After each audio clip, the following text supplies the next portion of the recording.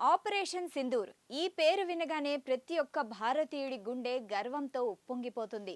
పెహల్గాం దాడితో దొంగ దెబ్బ కొట్టిన పాక్ గట్టి బుద్ధి చెప్పింది. భారత రక్షణ దళం చేపట్టిన ఆపరేషన్ సింధూర్. దీంతో ఈ పదం వినగానే పాక్ గుండెల్లో మాత్రం రైళ్లు పరుగులు తీస్తాయి.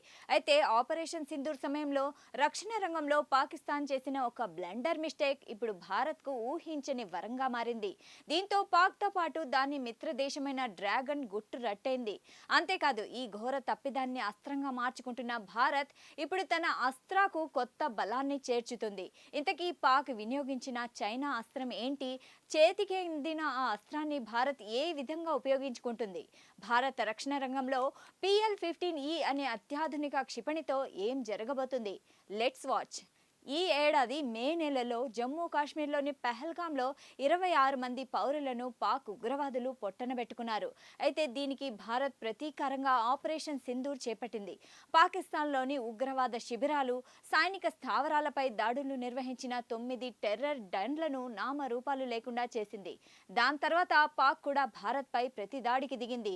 ఈ క్రమంలో ఇరు దేశాల వైమానిక దళాల మధ్య ఘర్షణ చోటు చేసుకుంది. ఆ సమయంలో పాకిస్తాన్ వాయుసేన భారత యుద్ధ విమానాలను అడ్డుకునేందుకు చైనా నుంచి కొనుగోలు చేసిన PL-15E క్షిపణులను ప్రయోగించింది. సుమారు 145 కిలోమీటర్ల దూరంలోని లక్ష్యాలను ఛేదించగల ఈ క్షిపణులను JF-17 లేదా J-10C ఫైటర్ జెట్ల నుంచి ప్రయోగించి ఉండవచ్చని మన దేశ రక్షణ శాఖ అధికారులు అంచనా వేస్తున్నారు.